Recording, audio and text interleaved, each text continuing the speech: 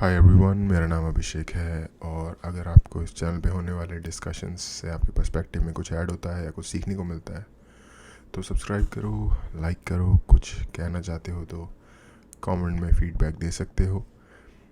आज मैंने सुना कि ध्रुव राठी, सुना नहीं, सोचा कि ध्रुव राठी की एक वीडियो देखते हैं। और जब भी मैं ध्रुव की कोई वीडियो देखता हूँ तो कोशिश करता हूँ कोई ऐसा सब्जेक्ट उठाऊँ जो जिसमें कि उसका ओपिनियन जानना बहुत ही इंटरेस्टिंग होगा।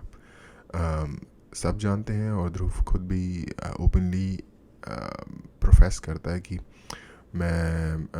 या क्लेम करता है कि मैं लेफ़्ट साइड पे लाई करता हूँ। और इसलिए जो सब्जेक्ट्स स्पेसिफिकली राइट विंग से रिलेटेड है उस पर अगर उसकी राय जानी जाए तो ये काफ़ी इंटरेस्टिंग होगा मेरे पर्सनल ओपिनियन में। और फिर हम उसके बारे में बात कर सकते हैं कि क्या कितना मैं एग्री करता हूँ या कितना मुझे लगता है कि सही है। और आप अपना फीडबैक दे सकते हो कमेंट में। तो आज जो मैंने टॉपिक चुना है उसका जो मॉडर्न टर्म्स में जो उस चीज़ की जो सेंस बनती है उसके बारे में मैंने पहली बार एक्चुअली एक पाकिस्तानी न्यूज़ चैनल पे सुना था, और जो कि टर्म है अखंड भारत। उसकी जो मॉडर्न टर्म में जो सेंस है, मॉडर्न सेंस जो उसकी है इस टर्म की, ये एक्चुअली मैंने पहली बार, जैसा कि मैंने कहा, मैंने पाकिस्तानी चैनल पे सुना था। मुझे कभी पता भी नहीं था कि इस टाइप की भी कोई आइडियोलॉजी मॉडर्न टाइम्स में एग्जिस्ट करती है। और उसको लेके बहुत तरह की कॉन्स्पिरेसी थ्योरीज इंडिया के बाहर, पाकिस्तान में फॉर एग्ज़ाम्पल, और यहाँ पे भी फ्लोट की जाती है डिफरेंट ग्रुप के लोगों के द्वारा, जिनके डिपेंडिंग ऑन इंटरेस्ट क्या हैं, डिपेंडिंग ऑन दैट वो डिफरेंट पर्सपेक्टिव से उस थ्योरी के बारे में बात करते हैं।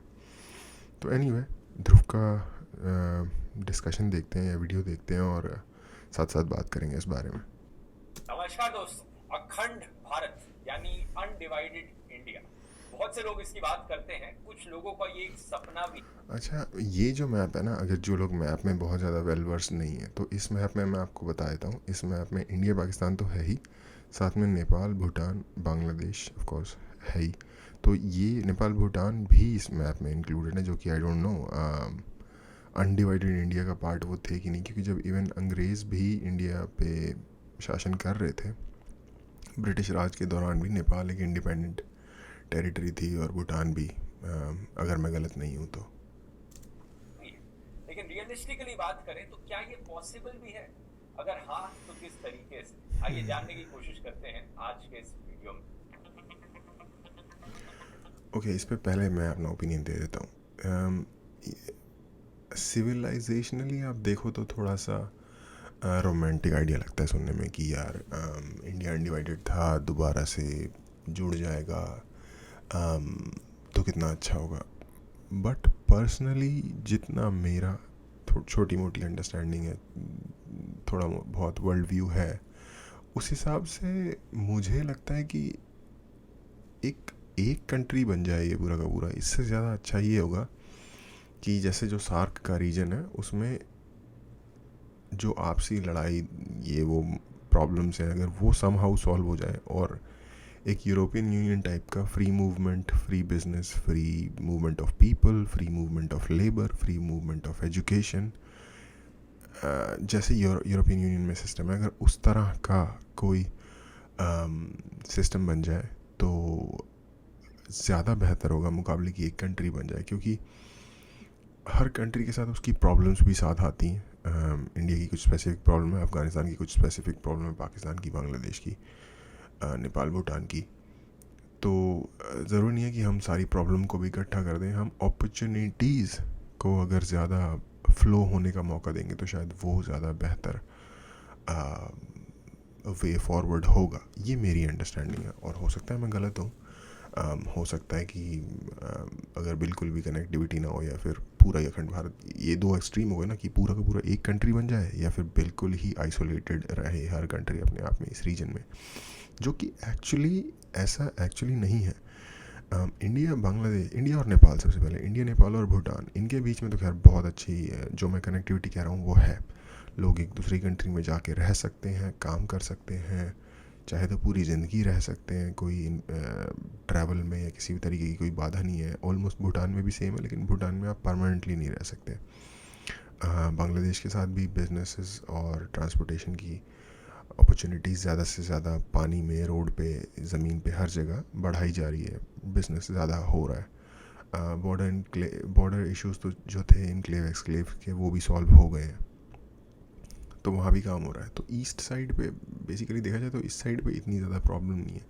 थोड़ी बहुत पॉलिटिकल प्रॉब्लम्स आती रहती हैं, बट वो एक डिफरेंट सिनेरियो है। बट ऑन द ग्राउंड लोगों के बीच में, लोगों के जिसे कहेंगे कि पर्सनल लाइफ, जिन लोगों को मूव होना होता है अक्रॉस द बॉर्डर, उस पर डायरेक्टली कोई इफेक्ट नहीं पड़ता।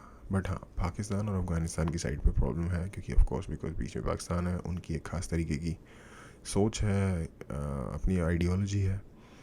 तो अगर उधर कुछ वर्कआउट हो सके तो शायद बेहतर होगा।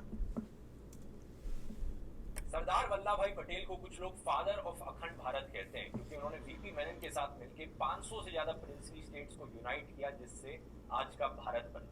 लेकिन अखंड भारत का मतलब आज से भी ज्यादा बड़ा भारत है, जिसके बहुत अच्छा ग्राफिक था यार, वो काफ़ी अपैरेंट करके दिखा रहा था कि सिचुएशन एग्जैक्टली थी क्या। बाउंड्रीज आज की इंडिया की बाउंड्रीज से ज्यादा बाहर निकलती है। लेकिन एग्जैक्टली क्या है अखंड भारत की डेफिनेशन, क्या है इसका नक्शा, वो डिपेंड करता है जिससे आप पूछोगे। कुछ लोगों के लिए अखंड भारत का मतलब है आज मैं यही कह रहा था कि जो वो नक्शा है ना, वो एक्चुअली वो उतना एक्यूरेट नहीं है, या एक पर्टिकुलर टाइप के, पर्टिकुलर माइंडसेट के हिसाब से बना हुआ है, क्योंकि कुछ लोग तो फिर शायद अफगानिस्तान को भी उसमें गिनेंगे। का India plus Pakistan occupied Kashmir और चाइना ऑक्यूपाइड कश्मीर, जो कि इंडिया का ऑफिशियल मैप दर्शाता है। दूसरी तरफ कुछ लोगों के लिए अखंड भारत का मतलब है 1947 के पार्टीशन से पहले का भारत, यानी इंडिया प्लस आज का पाकिस्तान और बांग्लादेश मिलकर अखंड भारत को बनाएंगे। तीसरा, कुछ लोगों के लिए अखंड भारत की बाउंड्रीज में अफगानिस्तान, नेपाल, भूटान, श्रीलंका जैसी इंडिया की नेबरिंग कंट्रीज इंक्लूडेड है। और चौथा, कुछ लोगों के लिए अखंड भारत की बाउंड्रीज है अफगानिस्तान से लेकर ना सिर्फ तिब्बत तक, बल्कि थाईलैंड, कंबोडिया, मलेशिया और इंक्लूडिंग इंडोनेशिया तक। सुनने में एक अनरियलिस्टिक लगता सेकंड, जस्ट इंडोनेशिया नहीं है, मैं आपको एक चीज़ दिखाता हूँ। तिब्बत है, और आई थिंक इस प्रोविंस का नाम मुझे कुनमिंग या समथिंग, व्हाटएवर, जो भी इस प्रोविंस का नाम है, आई थिंक सिचुआन इसका नेक्स्ट है, आई थिंक इसका नाम कुनमिंग है। तो तिब्बत और ये अफ़गानिस्तान, जैसा कि मैं पहले कह रहा था, पूरा का पूरा Indo China, Myanmar, Thailand, Laos, Cambodia, Vietnam, Malaysia, Indonesia, Brunei वगैरह सब जो यहाँ पे है, सिंगापुर और फिलीपींस भी। वैसे एक्चुअली ये आई डोंट थिंक ये वाला कोई भी ग्रुप क्लेम करता है, मुझे नहीं लगता जो मोस्ट एक्सट्रीम ग्रुप होगा वो भी इसको क्लेम करता है। ये एक्चुअली अखंड भारत का मैप नहीं है, यहाँ पे ध्रुव ने शायद थोड़ी गलती कर दी। ये मैप है इंडिया के कल्चरल इन्फ्लुएंस का बेसिकली, जो कि शायद इससे भी ग्रेटर हो सकता है, क्योंकि इंडिया का कल्चरल इन्फ्लुएंस एक्चुअली अरब में, पर्शिया में, रशिया में तक में रहा है, चाइना में रहा है, पूरा का पूरा Buddhist religion, Japan, south Korea, north Korea, Mongolia, southern Russia के जो एशिया के जो पार्ट है, वहाँ पे कुछ प्रोविंसेस हैं जहाँ पे बुद्धिज़्म मेजॉरिटी रिलीजन है। तो इंडिया का एक्चुअली इन्फ्लुएंस इससे बहुत ज़्यादा ग्रेटर लेवल पे रहा है। बट ये बेसिकली वो एरिया है जो डायरेक्टली इन्फ्लुएंस्ड होता है इंडिया से, ये उस चीज़ का मैप है। आई डोंट थिंक कि ये वाला मैप कोई भी अखंड भारत में क्लेम करता है, जितना मैं जानता हूँ उस हिसाब से। कंबोडिया, मलेशिया और इंक्लूडिंग इंडोनेशिया तक। सुनने में अनरियलिस्टिक लगता है, लेकिन मैं इस वीडियो में कहना चाहूंगा दोस्तों, ये ना सिर्फ पॉसिबल है बल्कि मैं इसे सपोर्ट भी करता हूँ। जाहिर सी बात है आपके मन में सवाल उठेगा कि कैसे पॉसिबल है और मैं क्यों सपोर्ट करता हूँ इसे। क्यों का जवाब तो बड़ा सिंपल है, क्योंकि अगर ये सारे देश यूनाइटेड रहेंगे एक कंट्री की तरह, तो इन सब में भारी स्केल पे इकोनॉमिक डेवलपमेंट देखने को मिलेगी। हर देश आत्मनिर्भर होने के बारे में नहीं सोचेगा, हर देश जिस चीज में अच्छा है उसमें स्पेशलाइज करेगा, और इन सारी कंट्रीज के बीच में फ्री ट्रेड होगी, कोई इंपोर्ट ड्यूटीज नहीं, कोई कस्टम्स नहीं। इससे हर देश की इंपोर्ट एक्सपोर्ट ज्यादा आसानी से हो पाएगी, इकोनॉमिक डेवलपमेंट हमें देखने को मिलेगी। इसके अलावा इन देशों के बीच में दुश्मनी खत्म हो जाएगी, तो मिलिट्री पर इतना पैसा खर्च करने की जरूरत नहीं, वहां पर पैसा बचेगा जिसको स्पेंड किया जा सकता है ज्यादा काम की चीजों में, एजुकेशन, हेल्थ केयर जैसी चीजों में। साथ ही साथ बॉर्डर्स नहीं होंगे, तो आप छुट्टी मनाने लाहौर से लेकर इंडोनेशिया तक जा सकते हैं बिना पासपोर्ट और वीजा की चिंता करें। तो फायदे नहीं, अगेन वन कंट्री, यहाँ मैं दोबारा बोलता हूँ, वन कंट्री बनाने में एक प्रॉब्लम है और यूरोपियन सिस्टम बनाने में एक फ़ायदा है, जो कि वन कंट्री बनाने में नहीं है। वन कंट्री बनाने में क्या होता है, इंसान या कंट्री, जैसे मान लो एक पाकिस्तानी इंसान है, अगर आप कहोगे कि हमारे साथ एक कंट्री बन जाओ, तो उनको लगेगा कि यार हमारी कंट्री का नाम ख़त्म हो रहा है, क्योंकि कंट्री का कुछ नाम तो रखोगे जो ग्रैंड कंट्री बनेगी, तो उनको लगेगा कि हमारी जो इंडिविजुअल आइडेंटिटी है, अब वो उस पर आपका कोई भी आइडियोलॉजिकल व्यू हो कि ये नहीं होती, ये होती है, वो होती है, बट उसको लग रहा है भाई, उसको फील हो रही है अपनी आइडेंटिटी, उसको लग रहा है मेरी इंडिविजुअल आइडेंटिटी, मेरी कंट्री की आइडेंटिटी, मेरी सोवरेनिटी मेरी कंट्री की, वो हिट होती है इस चीज़ से, या फिर डेसिमेट हो जाती है बेसिकली। तो उसको वो चीज़ शायद उतनी ज़्यादा प्रेफरेबल, क्या मतलब नागवार ही हो टोटली। और फ्री मूवमेंट ऑफ ट्रेड जो यूरोप का सिस्टम है, फ्री ट्रेड जोन पूरा का पूरा बन जाए, हर तरीके का पानी के द्वारा, शिप के द्वारा, रोड के द्वारा, एयर के द्वारा ट्रैवल की, कम्युनिकेशन लाइंस की, हर चीज़ की प्रॉब्लम है, तो उसमें कंट्रीज़ की इंडिविजुअल अपने फैसले लेने की, जो अगेन ईयू वाला सिस्टम, और उन्होंने बहुत तरक्की की है जब से उन्होंने ईयू को इस्टेब्लिश किया है, तब से लेके आज तक। करेंसी के मामले में आप कह सकते हो कि कौन अपनी करेंसी कॉमन पूरे एरिया की करेंसी बनानी चाहिए या नहीं, वो एक डिफरेंट बहस है। मुझे लगता है शायद इंडिविजुअल कंट्री की करेंसी इंडिविजुअल रहना शायद ज़्यादा बेटर काम करता है, बट एनीवे मैं इकोनॉमी में इतना ज़्यादा प्रोफिशिएंट नहीं हूँ कि मैं एग्जैक्टली समझा सकूँ कि क्यों ऐसा होता है या फिर क्या बेटर है। पर्सनल जो मैंने ट्रेंड्स देखे हैं, उन ट्रेंड्स के आधार पे कह रहा हूँ। तो कई सारे हैं, लेकिन सबसे बड़ा सवाल यहाँ पर ये उठता है कि कैसे पॉसिबल है ये करना। अब जो लोग आमतौर पर अखंड भारत की बात करते हुए दिखते हैं आपको सोशल मीडिया पर, वो बड़े अनक्रिएटिव लोग हैं, क्योंकि उनके दिमाग में एक ही सोल्यूशन होता है, इंडिया सुपर पावर बनेगा, जंग पर जाएगा पाकिस्तान बांग्लादेश के साथ, उन्हें जंग में हराएगा और कब्जा कर लेगा उनकी जमीन पर, और ऐसे बनेगा हमारा अखंड भारत। लेकिन थोड़ा सा आप सोचकर देखोगे तो आपको दिखेगा कि ये सोल्यूशन ना सिर्फ अनएथिकल है, इनह्यूमेन है, इंसानियत के अगेंस्ट है, Totally भाई। स्टूपिड भी है। ऐसा क्यों कह रहा हूं मैं? क्योंकि पहली चीज तो आप किसी की जमीन पर कब्जा करोगे, उन लोगों को बंदी बनाओगे, उन लोगों पे अपनी विल थोपोगे, ये अनएथिकल चीज है। इंसानियत के अगेंस्ट इसलिए है क्योंकि किसी भी तरह की जंग होगी तो बहुत सारे लोग लाखों मरेंगे। लोगों की मौत होगी, इसमें लोग अपनी जान खोएंगे। और स्टूपिड इसलिए है क्योंकि इतिहास गवाह है, राजा महाराजाओं ने करने की कोशिश की है हजारों सालों से, लेकिन लॉन्ग टर्म में कोई भी सक्सेसफुल नहीं है। लेकिन इन देखो, पावर की प्रेशर से ना कभी लॉन्ग टर्म सॉल्यूशन, जिसको कहते हैं कि थोप के, वो नहीं निकलता। लॉन्ग टर्म सॉल्यूशन हमेशा एक संधि प्रस्ताव के द्वारा ही निकलता है। संधि मतलब कॉम्प्रोमाइज़ के द्वारा ही निकलता है। हाँ, किसके फेवर में वो कॉम्प्रोमाइज़ टिल्टेड होगा, ये ज़रूर वॉर से फैसला इस बात का होता है। ऐसा नहीं है कि वॉर का कोई असर नहीं होता। जो लोग ऐसा सोचते हैं कि वॉर से कोई वॉर फाइनल सोल्यूशन नहीं है, वो थोड़ा सा पूरे कॉन्टेक्स्ट में चीज़ों को नहीं दिख रहे। वॉर ये डिसाइड करता है कि किसके फेवर में वो संधि जाएगी, बट जाती वॉर होती है, और वॉर के बाद आप टेबल पे आते हो, और टेबल पे जिस जो वॉर में भारी रहा होता है उसका उसके पक्ष में टिल्टेड होती है वो संधि। सबसे भी ज्यादा इंपॉर्टेंट रीजन ये है कि आपके लिए एक देश के मायने क्या है। बट अगेन मैं ये नहीं कह रहा कि हमें वॉर किसी के साथ भी करनी चाहिए। जो हमारी राइटफुल लैंड है वो हमारी होनी चाहिए। और एक अगेन ईयू वाला सिस्टम, फ्री ट्रेड, किसी को ज़रूरत नहीं है, अपनी अपनी कंट्री में सारे खुश रहो। जब मैं कंट्री शब्द का इस्तेमाल करता हूँ तो आपके दिमाग में क्या आता है? 2 सेकंड तक जरा सोच कर देखिए। जब मैं कहता हूँ कि आप अपने देश के बारे में सोचें तो आपके दिमाग में क्या आ रहा है? क्या आप अब भाई थोड़ा ऊपर ले जा रहा है लेवल डिस्कशन का।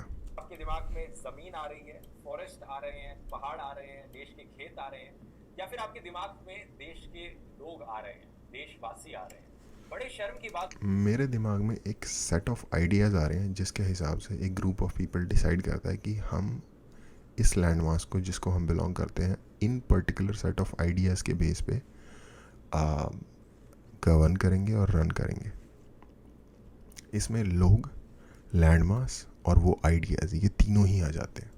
बात होगी अगर आप एक देश को इमेजिन कर रहे हैं बिना देशवासियों के, क्योंकि जब आप अपने घर के बारे में सोचते हैं तो बिना अपने घर वालों के सोचते हैं।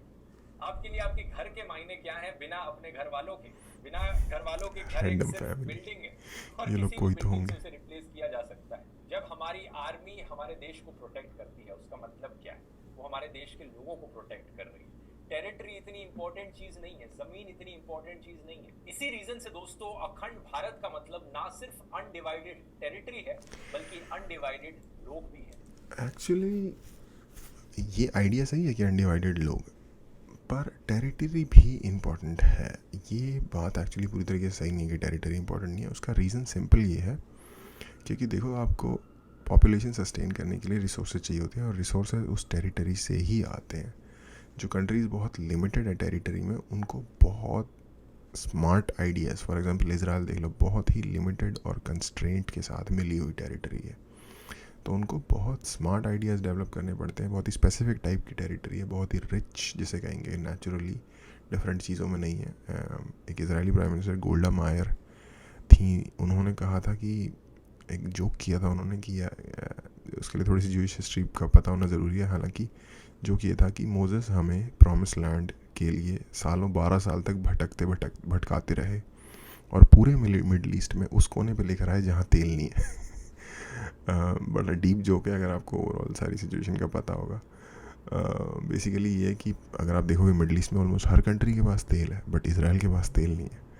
और मोजेस एक्चुअली जो उनके प्रॉफिट थे ज्यूस के, वो उनको ऐसा कहा जाता है कि वो इजिप्ट से लेके जो ज्यूस का जो ग्रुप था, जो एक्चुअली इजिप्शियन फेरोज के गुलाम थे, उनको प्रॉमिस लैंड जहाँ वो फ्री तरीके से रह सकेंगे, अपने रिलीजन को फॉलो कर सकेंगे, वो जगह जो गॉड ने प्रॉमिस की है, उधर ले जाने के लिए 12 साल तक रेगिस्तान में भटक के वहाँ पहुँचे थे। जो जगह आज के टाइम का इसराइल है, उसको जूडा कहते थे, kingdom of JUDA. But anyway, let's move on. ये एक बिल्कुल ही डिफरेंट टॉपिक था।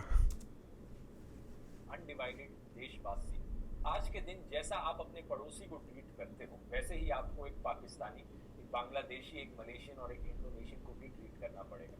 जितने राइट्स आज के दिन हर देशवासी, यार बंदे को बंदा समझो, ये बिल्कुल सिंपल और बेसिक बट इम्पॉर्टेंट चीज़ है।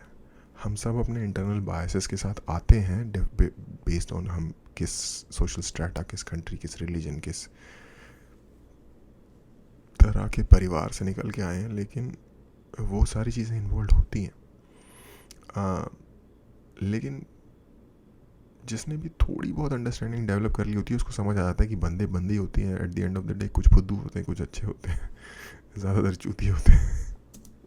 को मिलते हैं उतने ही राइट्स आपको एक्सेप्ट करना पड़ेगा कि एक पाकिस्तानी, बांग्लादेशी, इंडोनेशियन, मलेशियन को भी मिलेंगे। इसका मतलब ये भी है दोस्तों कि कभी भी आप किसी पाकिस्तानी, बांग्लादेशी या मलेशियन से उनके डेमोक्रेटिक और कॉन्स्टिट्यूशनल राइट्स नहीं छीन सकते। तो सही मायनों में अखंड भारत तभी बन सकता है जब इन सारे देशों में कम से कम एक मेजॉरिटी एग्री करे कि हम अखंड भारत का पार्ट बनना चाहते हैं। ये करने के लिए पहली स्टेप होगी इंडिया और पाकिस्तान को रीयूनाइट करना। एक एक्स सुप्रीम कोर्ट के जज हैं जस्टिस काटजू। भाई तो मतलब सीरियस प्लान बना रहा है यार। तो शायद आपने ऑलरेडी नाम सुना हो। मैंने बिल्कुल नहीं सोचा था कि ये डिस्कशन इस दिशा में जाएगी। इन्होंने 2012 में एक इंडियन केएन काटजू एसोसिएशन बनाई थी जिसका एम एग्जैक्टली यही। उन्होंने कहा है कि ये रीयूनाइट करना चाहते हैं आज के पाकिस्तान, बांग्लादेश और इंडिया को under a common secular government for all people.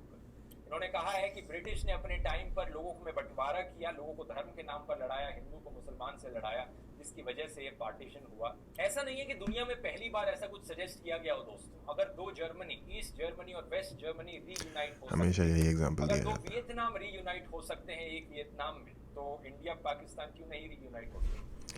ऐसे तो यार कोरिया का एग्जांपल देखे, जब नॉर्थ कोरिया साउथ कोरिया नहीं हो सकते तो हम क्या होंगे। बट एनीवे, मैं बहुत ज़्यादा इस पाकिस्तान और बांग्लादेश को इंडिया के साथ रीयूनाइट करने के लिए मैं बहुत ज़्यादा एंथुजियास्टिक नहीं हूँ। आई थिंक हमारे पास जितनी टेरिटरी है, जितने लोग हैं, वो बहुत है।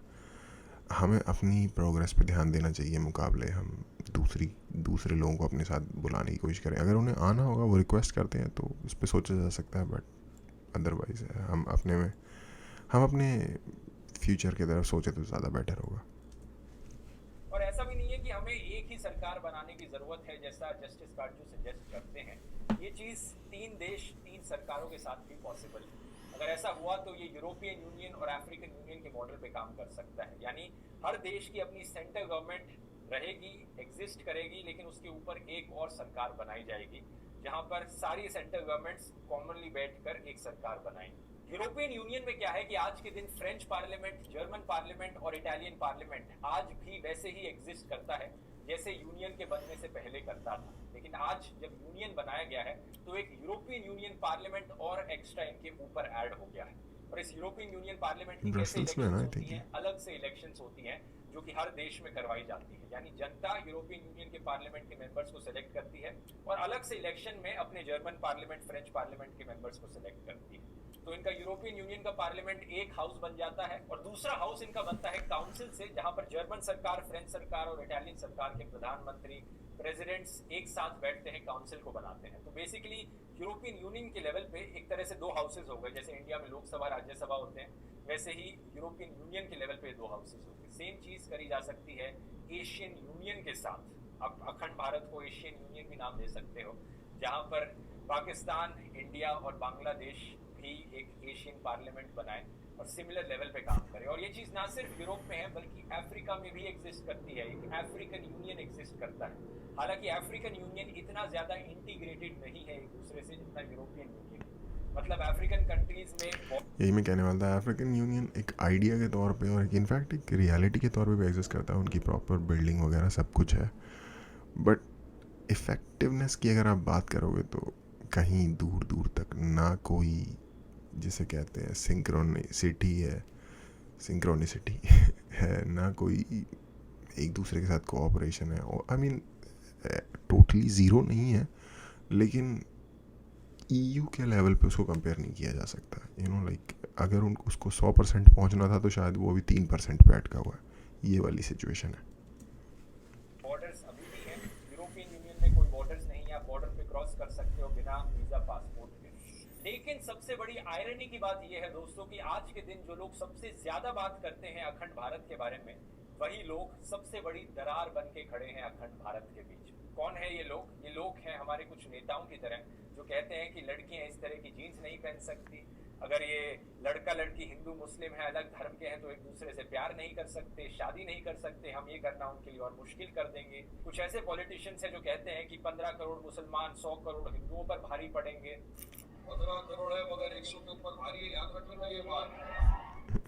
कोई ऐसा सो कॉल्ड प्रीस्ट है हमारे देश में जो कहता है कि हमारे पुराने प्रेसिडेंट डॉक्टर अब्दुल कलाम एक जिहादी थे। हमारा ये गोदी मीडिया है और कुछ पार्टी के IT सेल हैं जो दिन भर भड़काऊ हेडलाइंस चलाते हैं और हिंदू मुसलमानों को लड़वाने का काम करते हैं। अरे मतलब कुछ नेता ही हैं हमारे जो कहते हैं कि हिंदू मुसलमान अलग संस्कृति है, एक देश में नहीं रह सकते। हिंदू अलग संस्कृति है, मुस्लिम अलग संस्कृति है, दोनों एक साथ नहीं रह सकती, दो संस्कृतियां कभी एक साथ नहीं रह सकती हैं, ये टकराव होगा, जरूर होगा। और कंपनी का नाम है लल्ला हल्लौर। इसलिए इसका विभाजन असंभव ही है, अवश्य होना चाहिए। मतलब देखो एक्चुअली ये जो दो एक्सट्रीम्स पे लोग होते हैं ना, जो अब देख लो, जो जैसे फॉर एग्जांपल जो हिंदू कम्युनिटी में जो एक्सट्रीम पे है और जो मुस्लिम कम्युनिटी में जो एक्सट्रीम पे एज इन हम है, बाकी सब ख़त्म है। उनकी सोच एक्चुअली एंड में जाके कंबाइन हो जाती है। अब मोहम्मद अली जिन्ना और जितने ही मुस्लिम लीग के लोग क्या थे जिन्होंने पाकिस्तान मांगा, उनका क्या कहना था कि हम दो डिफरेंट कल्चर्स हैं और हम साथ में नहीं रह सकते, तो हमें हमारी अपनी अलग कंट्री दे दो। और ये जो दूसरी साइड पे है, इनका भी यही कहना है। तो फैसिनेटिंग सिचुएशन है। अपने देश में ही अभी जो यार मैं फैसिनेटिंग वर्ड मुझे लगता है मैं किसी को देख के कुछ ज़्यादा ही बोल रहा हूँ। और आई थिंक वो कौन था यार, वो रॉ एंड रील में, हाँ वेदांत को वो काफ़ी यूज़ करता है इस वर्ड को। तो एग्जिस्टिंग भारत है, उसी में ही तुम दूसरों की बिलीफ्स एक्सेप्ट करना नहीं सीखोगे, टॉलरेंस नहीं सीखोगे, तो तुम अखंड भारत बनाओगे। अब भारत के इतिहास में भी ऐसे लोग थे जैसे कि सावरकर और गोलवलकर, जो अखंड भारत की बात तो करते थे लेकिन अखंड हिंदू राष्ट्र के सेंस। इनकी आइडियोलॉजी क्या थी, ये मैंने आपको हिटलर वाले वीडियो में एक्सप्लेन किया था। जो हिंदुत्व आइडियोलॉजी थी, ये फाउंडेशनली ही ऊंच नीच पर आधारित है। यहाँ पर हम प्योर ब्लड के लोग हैं, यहाँ पर सब ह्यूमन कैटेगरी के लोग हैं जो हमसे नीचे हैं। आपको ये नाना पाटेकर की फिल्म का ये डायलॉग याद है? वैसे ये मुसलमान का खून, ये हिंदू का खून, पता इसमें मुसलमान का कौन सा, हिंदू का कौन सा, पता? साले बनाने वाले ने इसमें फर्क नहीं किया, तो कौन होता है फर्क करने वाला? अब ये जो हिटलर, सावरकर और रहमत अली जैसे लोगों की विचारधारा थी, इसमें खून से फर्क पड़ता है। इन लोगों के लिए कुछ खून बड़ा प्योर था, कुछ खून बड़ा इम्प्योर था, कुछ खून बड़ा सच्चा था, कुछ खून बड़ा झूठा था। वैसे ये जो हिंदू राष्ट्र का टॉपिक है, ये अपने आप में ही बड़ा इंटरेस्टिंग और डिटेल्ड टॉपिक। आई थिंक ये जो कंपैरिजन करते हैं ना, जैसे कि अब सावरकर को हिटलर से कंपेयर कर दिया, ये बड़ी शैलो लेवल की अंडरस्टैंडिंग दिखाता है। एक तो मैं नाम भूल जाता हूँ। मुझे लगता है कि सावरकर के बारे में किसी भी तरीके की सोच कोई यूट्यूबर की कोई वीडियो देख के बनाने के बजाय अगर आप डायरेक्टली सावरकर को फर्स्ट सोर्स जो कि उन्होंने जो खुद चीज़ें लिखी हैं उसको पढ़ के अगर आप बनाओगे तो शायद बेटर एजुकेटेड आप होगे, क्योंकि इस तरह की जो पर्सनालिटीज़ होती हैं ना उनके बारे में जो भी कोई जो कुछ भी कहता है वो एक्चुअली उनके पर्सनल बायस से होके आता है। तो डायरेक्टली आप direct from the mouth of वो जो क्या कहते हैं रेवन, आई डोंट नो, तो डायरेक्टली अगर सावरकर की राइटिंग पढ़ के तो सोच बनाए तो मेरा ये पर्सनल मानना है। मैं ध्रुव हो या कोई राइट विंग मीडिया हो उनकी बात नहीं सुनूंगा, वो तारीफ़ें ही करेंगे, ये बुराई ही करेगा। बट मुझे नहीं लगता कि उन्होंने कोई, जितना मैंने पढ़ा है, कि उन्होंने कोई ऐसी इंसल्टिंग या फिर सब ह्यूमन किसी को ठहराया था। उनका सिर्फ ये कहना था कि ये एक स्पेसिफिक लैंड है और यहाँ का एक स्पेसिफिक कल्चर है और उस कल्चर को प्रायोरिटी यहाँ की लैंड पे दी जानी चाहिए क्योंकि ये वाली लैंड है।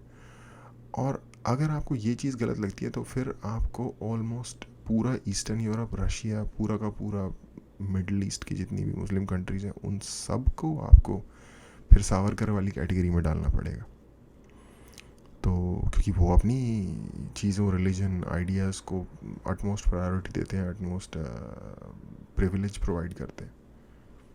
यही आई गेस सावरकर का भी कहना था, उनका कहना था कि भाई क्योंकि दुनिया अपने आप को सबसे आगे रख के चलती है तो हम भी अपने आप को सबसे आगे रख के चलेंगे। यही आई गेस फ़र्क है। बट आप अपनी तरफ से पढ़ाई करो और आप अपना जानो, आई गेस।